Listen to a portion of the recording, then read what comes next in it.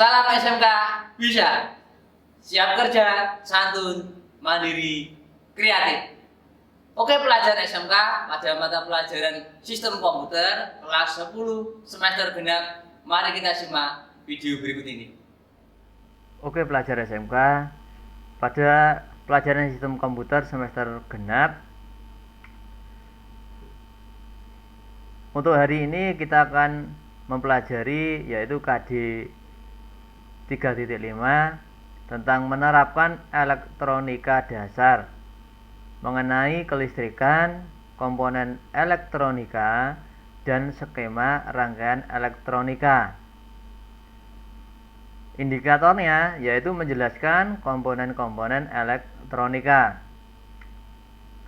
Nah, tujuan pembelajaran kali ini yaitu yang pertama, siswa dapat menjelaskan struktur dan fungsi utama komputer.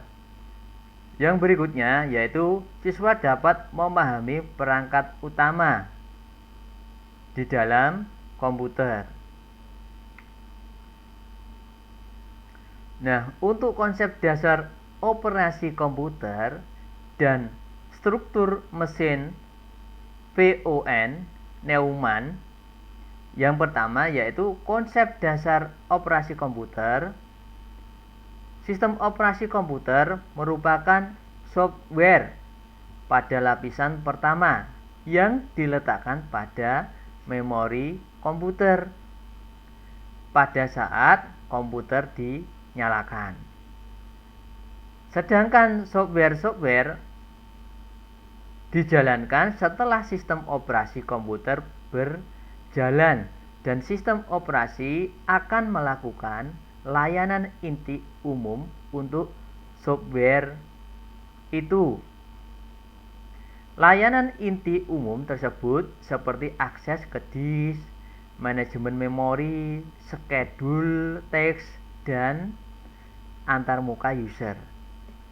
Nah, ini tergambarkan di dalam komputer itu terbagi ada hardware, ada software, ada firmware.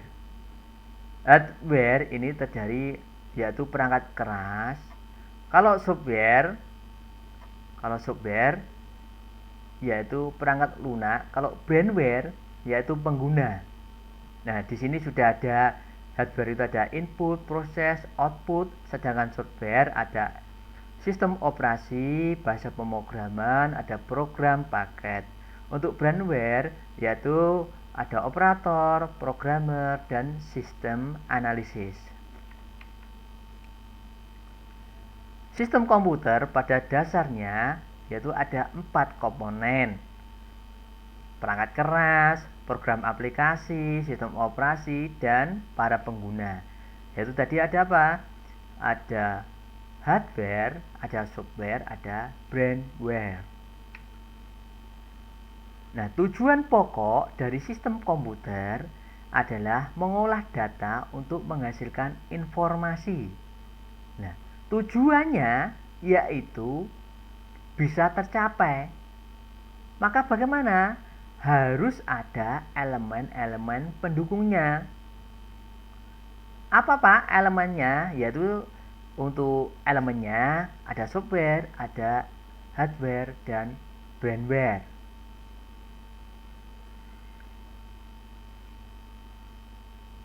Dengan tujuan mempelajari sistem operasi agar dapat merancang sendiri serta dapat memodifikasi sistem yang telah ada sesuai dengan kebutuhan kita, agar dapat memilih alternatif sistem operasi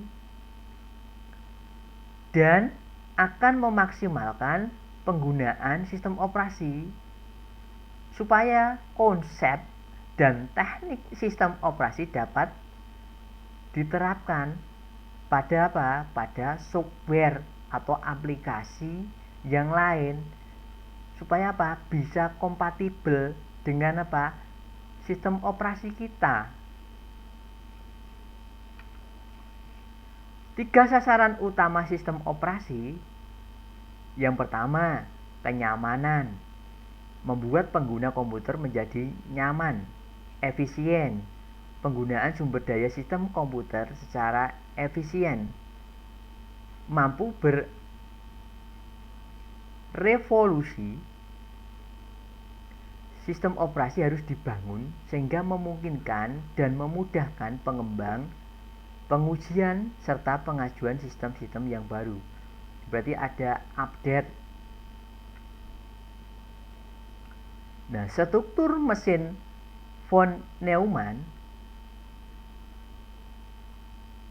dipakai pada komputer digital sudah berganti-ganti. Komputer kebanyakan masih menggunakan arsitektur milik von Neumann. Pada awal tahun 1940-an, oleh siapa? John von Neumann, yaitu yang menciptakan atau dia sendiri. Mesin ini adalah arsitektur komputer yang diciptakan oleh Dr. John von Neumann pada tahun 1903 sampai dengan 1957. Beliau adalah seorang ahli matematika kelahiran Budapest, Hungaria. Arsitektur ini digunakan oleh hampir semua komputer saat ini dengan unit sederhana. Dengan unit sederhana ini, software yang rumit seperti program pengolahan akan dapat dibuat. Arsitektur von Neumann menggambarkan komputer dengan 4 bagian utama, yaitu yang pertama unit aritmatika dan logika atau ALU. Yang kedua, unit control, memori, dan alat masukan dan hasil secara kolektif atau dinamakan I/O.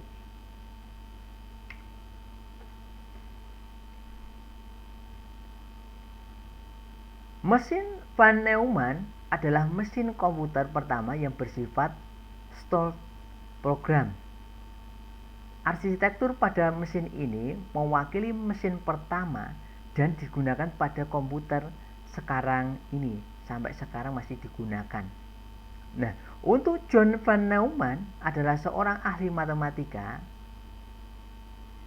dan anggota Institute of Advanced Study di mana? Di New Jersey, yang bekerja sama dengan H.H. Goldstein dan A.W. Big. 5 bagian utama dalam arsitektur ini yaitu yang pertama unit input untuk membaca data dan instruktur yang diberikan. Yang berikutnya, memori utama terdiri dari 496 font. Yang berikutnya, arithmetic logic unit sebagai bagian yang berfungsi untuk pemrosesan. Yang D, CU control unit sebagai pengendali kerja antara komponen arsitektur. Kemudian yang E, unit output untuk menampilkan hasil pengolahan data yang dilakukan. ALU dan CU. ALU yaitu arithmetic logic unit dan CU control unit. Nah, bisa digambarkan seperti ini. Ada memori, ada ALU, ada CU. Nah, dari sini ada pemrosesan, habis itu ada input, ada output. Dari input diproses ke ALU, Arithmetic Logic Unit. Nah, kemudian diarahkan ke CU, Control Unit. Terus menuju ke memori. Nah, begitupun selanjutnya akan menuju Arithmetic Logic Unit lagi, baru tampil keluaran output. Sejarah perkembangan teknologi sistem komputer. Yang pertama, generasi pertama yaitu yang dinamakan ENIAC, Electronic Numerical Integrator and Computer. Nah, ini dirancang oleh John Moseley dan John Presper Exert pada tahun 1946 di Universitas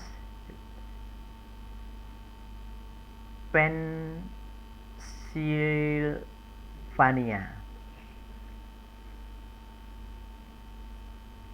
Nah, generasi pertama ini dibuat di bawah lembaga ALMI, yaitu BRL, suatu badan yang bertanggung jawab dalam pembuatan jarak dan rabel lintasan peluru kendali senjata baru. Tugas ini dilakukan oleh kurang lebih dari 200 personil dengan menggunakan kalkulator untuk menyelesaikan persamaan matematis peluru kendali yang memakan waktu lama. Yang berikutnya, komputer komersial pada tahun 1950 dianggap sebagai tahun kelahiran industri komputer dengan munculnya dua perusahaan, yaitu Sperry dan IBM. Pada tahun 1947, Exert dan Moseley memproduksi komputer secara komersial. Nah, komputer yang pertama yang mereka hasilkan adalah UNIPEC 1, menjadi tulang punggung penghitungan sensus tahun 1950 di USA. Nah, pada mulai tahun itu perusahaan ini telah mengembangkan produk-produk baru yang kompatibel. IBM tidak mau kalah dengan mengeluarkan produk mereka yang akhirnya mendominasi pasar bisnis saat ini. Nah, IBM pertama adalah seri 701 tahun berapa? 1953. Dan terus berkembang menjadi lebih baik hingga saat ini. Generasi kedua yaitu transistor pada tahun 1955 sampai dengan 1965. Nah, pesatnya teknologi semikonduktor menghasilkan komponen transistor. Hal ini membawa perubahan besar pada dunia komputer. Nah, tidak lagi menggunakan tabung vakum yang memerlukan daya operasional besar. Nah, tabung ini digantikan yang komponen lebih kecil, yaitu transistor. Nah, kali ini IBM yang meluncurkan produk komputer dengan transistor. Nah, perusahaan yang mengembangkan komputer berukuran kecil itu yaitu NCR dan RCA. Kemudian diikuti IBM mengeluarkan Sen 7000-an. Adanya transistor membuat hardware komputer saat ini makin cepat prosesnya. Nah, untuk saat ini komputer generasi sekarang ini lebih slim.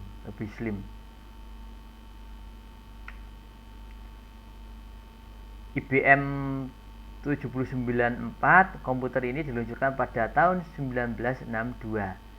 Nah, kemajuan IBM untuk 7094 ini untuk menyangga instruksi berikutnya sehingga komputer akan lebih cepat prosesnya. Unit control mengambil dua word yang berdampingan dan memori untuk sebuah pengambilan instruksi, kecuali bila terjadi percabangan. Kemudian untuk versi ini adanya multiplay core untuk data channel saluran data. Nah, yang berfungsi sebagai central switch data yang akan diproses dalam CPU. Generasi ketiga pada tahun 1956 terjadi revolusi elektronika kembali, yaitu ditemukan IC Integrated Circuit yang merupakan penggabungan komponen-komponen elektronika dalam suatu paket. Nah, contohnya komputer generasi ketiga yaitu IBM System 360 dan DEC PDP-8. Generasi keempat, era keempat berkembang generasi komputer ditandai adanya VLSI, yaitu dapat menampung 10.000 komponen lebih per kepingnya dengan kecepatan 100 juta operasi per detiknya. Nah, masa ini diawali peluncuran mikroprosesor yaitu Intel Zen 4004. Nah, mikroprosesor 4004 dapat menjumlahkan dua bilangan 4 bit dan hanya dapat mengalihkan dengan cara penjumlahan berulang. Memang masih primitif, namun mikroprosesor ini tonggak perkembangan mikroprosesor canggih saat ini. Komputer generasi kelima dengan sedang dalam pengembangan. Di samping VLSI juga sedang dilakukan pengembangan terhadap teknologi yang kemungkinan bisa menggantikan chip. Jepang adalah negara pemelopor perkembangan komputer generasi kelima. Nah, suatu lembaga yaitu ICOT, Institute for New Computer Technology.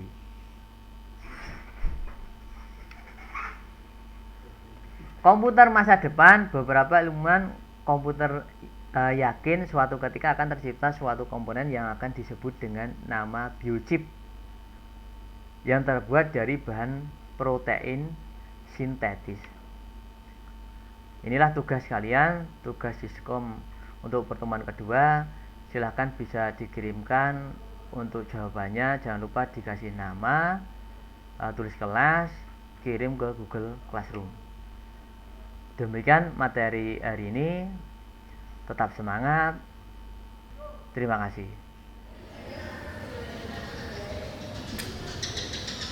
Baiklah pelajar SMK, demikian materi hari ini. Kalian bisa mencari referensi lain untuk bisa mengulas materi hari ini untuk pengumpulan tugas melalui Google Classroom. Jangan lupa like, komen, subscribe, dan tekan tombol lonceng dan share jika menurut kalian video ini bermanfaat. Sampai jumpa di video kita selanjutnya. Salam SMK bisa, siap kerja, santun, mandiri, kreatif.